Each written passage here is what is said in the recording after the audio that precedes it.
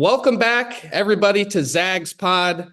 My name is Sam Lance, and I'm here with the founder of ZAGSPOD, Adam Zagoria. And today we have a really fun episode for you guys. We're going to be going over Feast Week, which kicked off yesterday with a great game, as well as talking a little bit of recruitment. But let's start with maybe the game of the year to kick off Feast Week. It was honestly the perfect start to this week. Baylor versus St. John's. We had a double overtime game, a buzzer beater. What did you just make of the game? Yeah, Sam, great to see you. Thanks for having me on here. This is a great week to kick off for college hoops fans. I mean, I know we had some NFL last night. We got NFL and NBA going on, but this is kind of almost an unofficial start to the college hoop season. And boy, that Baylor St. John's game, I'm not sure we're going to get a better game than that anytime soon. It looked like St. John's, was in control. Obviously, I think they were up by 18. First half, they were up by 5 in the double overtime.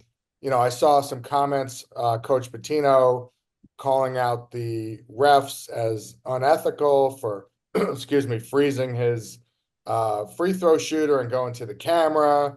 And then there was some question there about whether the clock started late after Zuby Ejiofor's missed free throw. It looked kind of like maybe the clock didn't start right away, but be that as it may, it was just an incredible shot by Jeremy Roach. Big win by Baylor. Obviously, it would have been a resume win for St. John's, which missed out on the NCAA tournament, last year. And, win like that in November helps you for the tournament. Yeah, I was watching with the family last night since I'm home, and my dad, it was a 5 point game, in that double overtime. He's like, turn this game off. Like, I want to watch whatever, like the game's over. And I was like, well, I got to see what happens in case anything crazy happens. And then all craziness ensued there. And everybody kind of yelled and got off the couch whenever Jeremy Roach hit that shot. So it was a good game to watch. Great game to start off Feast Week. I think it also underscores, Sam, that let's talk about just briefly the role of the transfer portal here. I mean, college basketball is now a game of veterans and 22, 23, 24-year olds. Jeremy Roach, 4 years at Duke, and then he goes over to Baylor. Obviously Norshad Omier, another transfer from Miami, had a huge game there with 24 points. Roach is 24 years old. Norshad Omier I'm sorry, they're both 23. So, it just goes to show that transfers are playing a huge role, and that's pretty much going to be the story across the season, I think. Yeah, absolutely. Baylor, no short of the transfers. What do you think, Zags? Baylor, Tennessee tonight in the championship game. What are you kind of thinking with that game? Yeah, I mean, I guess you got to go with Baylor. It's a tough turnaround, right, Sam, for all these teams. You play a double overtime game and then you got to come back the next day. It's going to test the legs of a lot of these guys. VJ Edgecombe looked, he looked a little banged up there. He was limping a little with his mom in the stands, the kid from the Bahamas returning to the Bahamas. And Tennessee's, they're not the team they were last year. Obviously, Dalton Connect's now lighting it up with LeBron and the Lakers, another experienced veteran transfer. So it should be a great game. And, whoever wins, again, it'll be a big win on their resume for the tournament. Yeah, I think with this one, it'll be a battle of the guard groups. Ziegler, Gainey, Lanier for Tennessee have played really well to start the season. And Baylor, of course, kind of has that three-headed snake. Robert Wright, Langston Love, just all the guys that they have there. So I'm kind of interested in seeing how the guard play shapes up in this game. Another big game that we have on the docket tonight, a bit of a revenge game for the Duke Blue Devils going at Arizona. Arizona, of course, came into Cameron last year and beat Duke. What are you kind of thinking for this Duke game? Obviously coming off a loss to Kentucky in the Champions Classic. Yeah, I mean, first of all, you got to give John Shire credit. I'm not sure who all does the scheduling over there, but they've played Kentucky, and here in the next couple of weeks, man, they're going to play Arizona, Kansas next Tuesday, right in Vegas, and then I think they're playing Auburn. So that's, couple top five teams, including, the number one team in the country. So I think we're really going to get to see Cooper Flag and the Duke guys on the biggest stages. I know the, NBA guys will be all over that, interested in how Cooper and Con Knippel do in that game. Um, Arizona's obviously got a loss to Wisconsin I believe that was their last game, right? Yep, I believe so. They lost to lost at Wisconsin by 15, a week ago. So they will have had a week off. It's a game at Arizona. Then obviously I think the return game is at Duke next year. But I'm just excited to see Cooper Flag and the Duke guys, playing so many high profile games. Yeah, I think with Cooper Flag, kind of having those two turnovers at the end in the Champions Classic, I think we're due for a Cooper Flag moment Yeah. over the next few games. I think Cooper Flag will have a play or two that determines one of these games to kind of make up for what happened against Kentucky. But yeah, I I'm mean, excited to see Duke where they sit with these games coming up. he did have 26 and 12, I think, in that Kentucky game, right? Yep. It's just, I know there were some criticisms. There was too much ISO ball, ISO Cooper Flag at the end by John Shire. Now, let me ask you this. If you have the number one pick in the draft right now, you taking Cooper Flag or are you taking somebody else? I I think Arius Bailey is the other one, kind of in that conversation right now. But I'm still taking Flag just because of what he does defensively and just filling up the stat sheet. I think he'll go into the NBA and day one be one of the best defenders in the league, and offensively he's still got a lot of room to grow. Obviously with the shot and everything, but I don't see anybody straying away from Cooper Flag at this point. I mean, the dude just does so much on the court. And I think Ace Bailey, he's more of a pure scorer in my eyes. And I think Cooper Flag brings a lot more to the table. Yeah, it's we obviously got a season to go. It'll be interesting. Cooper does impact the game in a lot of ways. You're right. I mean, we've seen him all through high school. The guy's out there, he gets a couple blocks every game. He's rebounding, he's passing, he's facilitating, and he's only 17 years old, Sam. Let's remember Easy. this kid reclassified. He should be a senior in high school at Montverde right now. Now, I will say that, being up here in New York and seeing a couple Rutgers games and highlights, there are some NBA folks who are really high on Ace Bailey. He made this turnaround shot right near the 3-point line the other day. I tweeted about it. Some people are saying it's a bad shot. It's a terrible shot. But, the point is Not for Ace Bailey. Not for Ace Bailey. Point is that's his shot. He practices it. He works on it. He made it. And, Seth Greenberg on a call this week, I asked him about Ace. He said he had a little Kevin Durant in him. He's not saying he's Kevin Durant, but he's got some similarities. And then Ace, after the game, told reporters, he models his game after Kevin Durant and a few other guys. So there are some NBA guys that are really high on Ace Bailey. And, again, Rutgers, I know we're going to talk about the Players Festival. They're going to have a big test next week with Alabama. So I think the bottom line is the top of this draft and the overall depth of this draft is going to be much better and kind of sexier, if you will, than last year's draft. Yeah, this freshman class, to put it simply, is hooping right now. Yeah. I mean, it seems like there's somebody on pretty much every team who's really making a name for themselves. I mean, LeBaron Philon was probably one of my favorite players coming out of high school. Seeing what he's doing at Alabama is pretty cool. That whole class, honestly, is performing really well. We got some other tournaments to talk about here. Some of the big ones on Feast Week include the Maui Invitational, which starts on Monday. We got the Battle for Atlantis. We also got the Players Era Festival. I wanted to start with the big one, the Maui Invitational, because of course you got UConn in this tournament. Game one will be Memphis UConn, and then you got Colorado Michigan State. The winner of those will play each other. The losers will play. And then you got Auburn, Iowa State, which is just such a great game in the first round here. And then Dayton, North Carolina. I'll ask you this first. Who do you think comes out on top of the Maui Invitational? Yeah, I mean, I guess I'm going to go with Connecticut just because until they're, knocked off, they're the team to beat. Obviously, they're a different team from last year, but boy, that is a loaded field, right? You got what is that, the number 2, 4, and 5 teams in the country, Sam? And UConn, North Carolina. Auburn, Iowa State, and then Carolina at 10. Um, kind of like I said with Duke playing all these big games coming up, I think we're really going to learn a lot about Connecticut here in Maui. They open against Memphis and then obviously got all those other great teams in the field.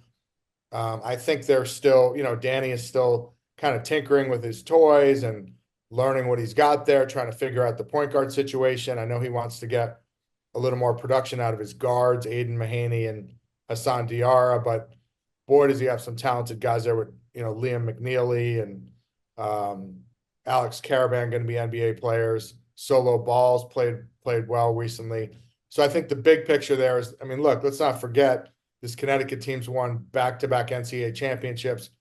The biggest storyline of the season is can they three-peat? It's a long road till now and then, but we're gonna learn a lot about them here. And then obviously, yeah, I mean Auburn, Iowa State, Carolina, all excellent teams. So whoever, somebody's gonna go whatever it is, 3-0. Would you have to win 3 games there Uh, yep. to win the whole thing and come out of there feeling really good? And several of those teams are gonna lose at least once. Yep. I'm not going to bet against UConn in this one either, simply just because of looking at the bracket. I mean, you're in Auburn or Iowa State trying to make that championship game. You got to play 2 really tough teams. I mean, Dayton is undefeated right now as well.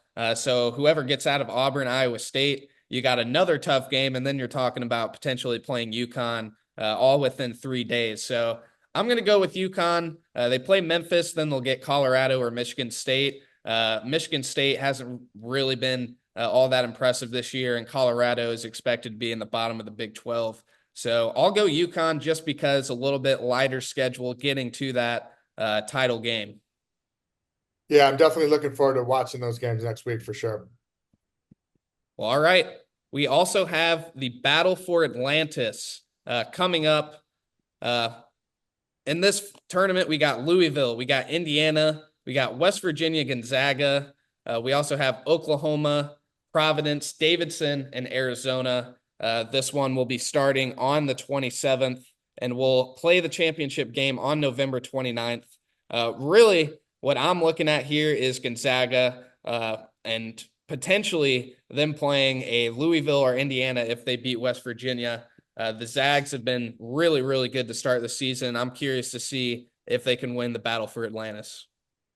Yeah, I mean, look, what they did there, just destroying Baylor was pretty epic. And, they're gonna get after this, I think they also play UConn at the Garden on December 14th, I'm gonna say.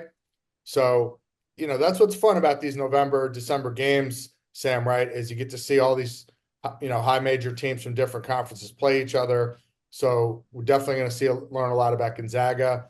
That Indiana team, Mike Woodson's in a year here where he's under some, he's kind of on the hot seat, has to perform, has to get his team to the tournament. They got a bunch of Pac-12 transfers there and Miles Rice, Kanan Carlisle, and Baloo, the big kids. So, Indiana's in that tournament and they're undefeated so far. So that's a good field. Arizona will know more about obviously after the Duke game, whether they're for real or not. So, but obviously if you're going to pick somebody there, you got to go with Gonzaga. And, this is a team that's challenged, been in a couple NCAA tournament championship games under Mark Few. And, maybe flying under the radar this year a little bit with the UConns and the Kansases and the Kentuckys. Yeah, I think Gonzaga right now, to me, is the best team in the country. It's all about continuity this early in the season. I mean, they bring back EK, they bring back Huff, they bring back Nimhard, They bring back Nolan Hickman. They just bring back everybody. They got Greg coming off the bench. They have depth. I mean, they got legitimately, they got 8, 9 guys who are averaging 6 to 8 points per game or more. So that's pretty insane. I don't know how you can pick against Gonzaga in this field. If they do fall, I feel like it'll be early to either Louisville or Indiana, but I think Gonzaga rolls through this tournament and proves that they're one of the top 3 teams in the country, like they're currently ranked. Yeah, I mean, it's you can't argue with that, right? We're going to know a lot here, and we sit here a week from today, or whenever these tournaments end, next week, next weekend, we're going to know a lot about whether teams like Gonzaga and Connecticut, and we haven't mentioned Kansas, but Kansas is going to play Duke. Whether you kind of have maybe say a big 3 or big 4 of those teams, going forward. Yeah, I think there's around 12 or so elite teams right now. We'll see if anybody else can kind of break into that mold here during Feast Week. The last tournament to talk about, we got the Players Era Festival. It's the first year that this tournament is going on. It has quite an interesting format. So basically, each team, they play 2 games, and then after those games, they get seeded 1 through 4, and then that seeding determines the matchup. It'll go by overall record, and then in an event of a tie, it goes head-to-head record, point differential, all that sort of thing. But the big thing here is the NIL incentives. The champion will walk out with 1.5 million in NIL, second place 1.25, third place 1.15, and fourth place 1.1 million. That's some big money, Zags. That's some big time money. Yeah, I mean, I have to say, I have heard some rumblings that, there's some questions about whether the money is all there and whether it's going to happen. Or have you heard anything like that out on the road?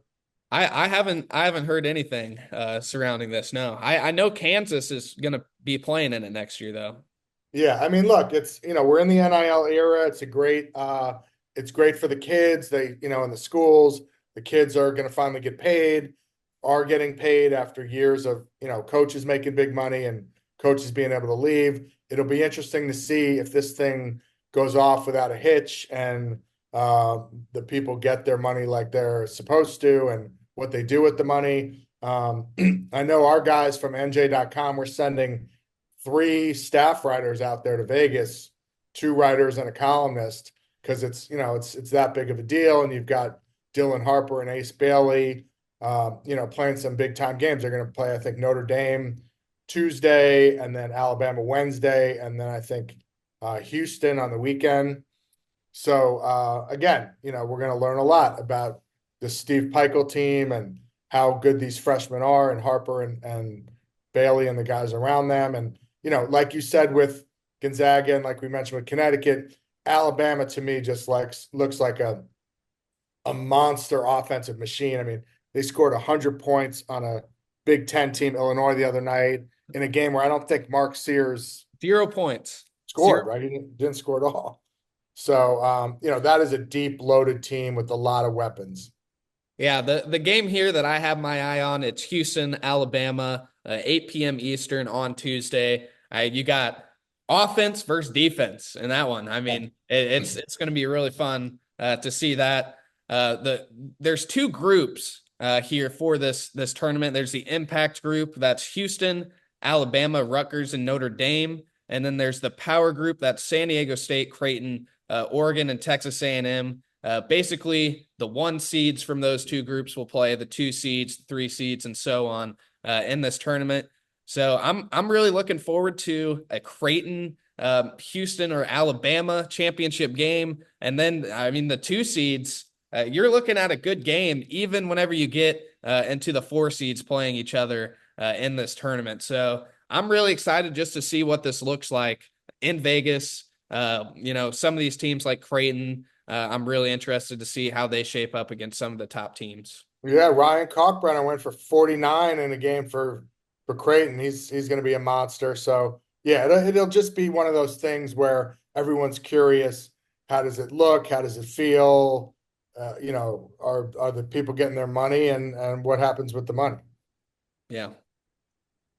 Well, really quick I didn't, before we before get you get into this last thing, I just want to mention we didn't mention the Charleston Classic, Sam. Yep. My Seton Hall guys, big win last night for Shaheen Holloway and those guys. They had a couple bad losses to local teams, Fordham and Hofstra here in the New York area, which, they're not bad teams, but Seton Hall should not be losing to them. And then they come out last night and gut out a really exciting game. It happened kind of before the St. John's game, or as the St. John's game was, going into the first half.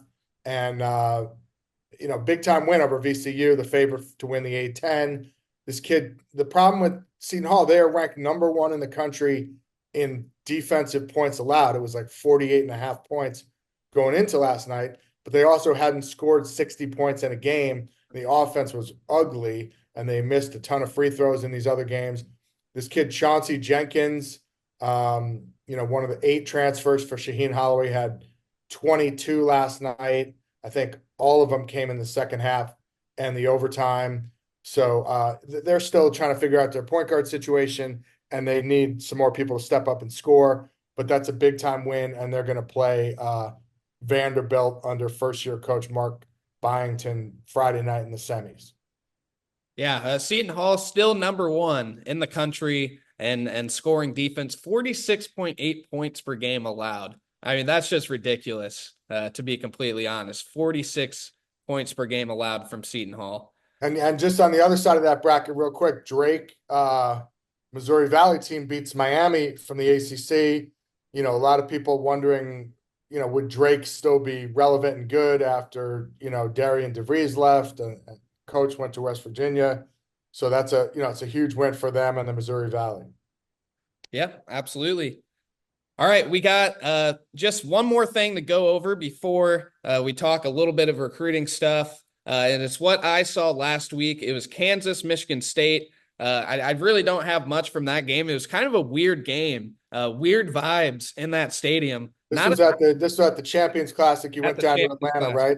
How was your trip down there? Oh, it was great. I just love driving. I love going eight plus hours in a car. It's the best ever. You're grinding. You're working hard. Oh yes, but I really not a lot to take away from the Kansas Michigan State side of things. It was kind of just a weird game, a weird environment. There wasn't a lot of Kansas fans or Michigan State fans, and obviously the Duke Kentucky game was kind of the headliner there. But Kansas did walk away with a 77-69 win. Good win for Kansas, but really we'll find out about Kansas more whenever they play Duke. The team I wanted to talk about from the Champions Classic is Kentucky. I mean, they beat Duke. They really came together down the stretch. They were down the whole entire game, it seemed like, until the very end there. What I really took away wasn't necessarily the game itself. It was what was said in the press conferences after the game.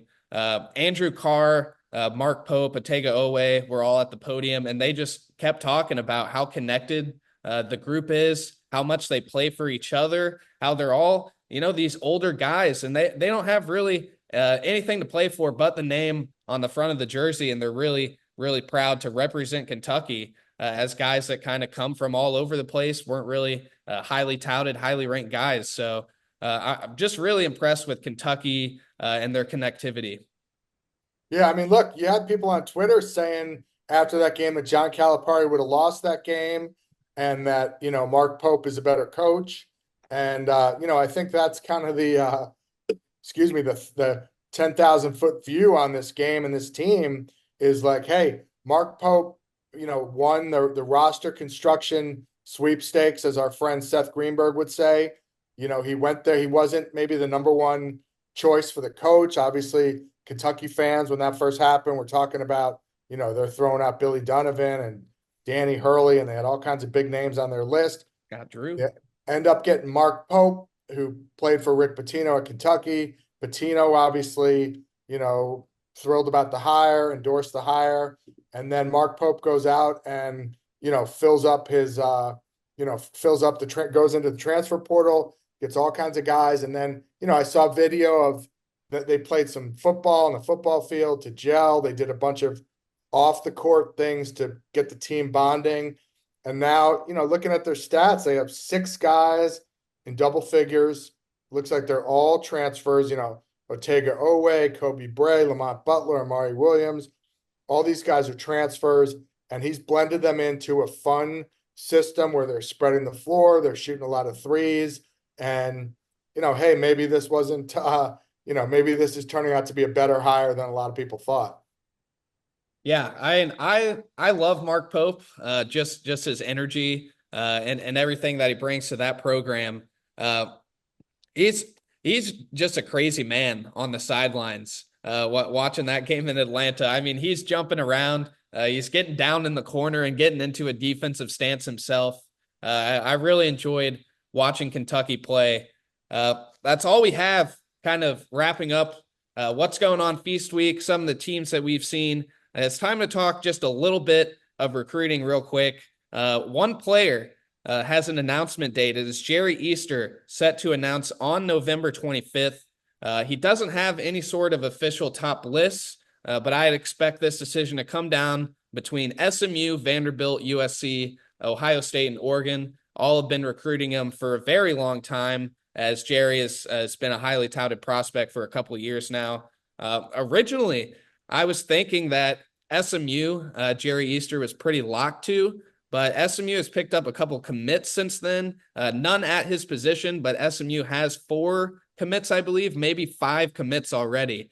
So taking on a 5th or 6th would probably be a little bit too much on the high school side. So I'm not sure about SMU anymore, but I would say that Vanderbilt and USC are very much in the picture, very much in there. USC, I believe to this point, still does not have a 2025 commit under Muss. So Jerry Easter could be the first there. Yeah, that would be my prediction here, Sam, is USC. I mean, it's funny. He messaged me the other day and said he's announcing on the 25th. And, very nice young man. And I said, do you have a list you want us to put out? And he said, you don't hear this too often with recruits. He said, I don't have a list because I don't want to embarrass any schools, basically. He wants to just announce his school. So that's kind of unique, but my prediction is USC on that one. And, I know you've seen him a few times being out there at Link. Yeah, Jerry, he's a combo guard, can really get downhill and finish, and he's been working on his 3-point shot a lot. He's a top 40 guy for a reason. I mean, I think he can come in and instantly impact winning for whichever school he chooses. Another guy that I want you to talk about real quick, Zags, before we get out of here is Caleb Wilson. Kind of a lot going on with him in the last couple of weeks, canceling visits, rescheduling them, canceling them again. What's going on with Caleb Wilson? Yeah, I mean, he's a 6'9". The dad likes to call him a jumbo wing, as opposed to a forward, is 6'9" wing. He had this kind of on again, off again relationship with Arkansas. He told me that the dad told me Cal was going to get his visit at Arkansas. They postponed it, then they canceled it again. I have heard from some people that the NIL market for him is in the $2 million neighborhood, which is big bucks, very highly talented 5-star guard. A 5-star jumbo wing. I'm sorry. He did announce a 5 of, I think he's got Kentucky, Carolina, UCF, Ohio State, and I'm forgetting the 5th school right now. I think it's going to probably end up being Kentucky, but I don't think any of these other schools feel like they're out of it, right now. Yeah, I've seen a lot of crystal ball predictions, various places for Caleb Wilson to Kentucky. At this point, 2025 class, there's really not a lot of people left on the board. You got AJ Dybansta, Nate Ament, Koa Pete, Michael Brown. We just talked about Caleb. You got Burries, Chris Cenac, Shauna Bev, and then some 4-star guys, Mo Silla, Nico Bundalo, and Tyler Jackson. Those are the only guys left on the board. Of course, go over to zagsblog.com. Hopefully we'll get some updates on these guys in the coming weeks for y'all. But yeah, that's all we have today. Anything you want to end with, Zags? That's it. Just happy holidays, everybody. Happy Thanksgiving. Happy Thanksgiving to you, Sam, and enjoy the hoops. All right, guys. Thanks for joining us on this episode of ZAGSPOD. We will see you soon.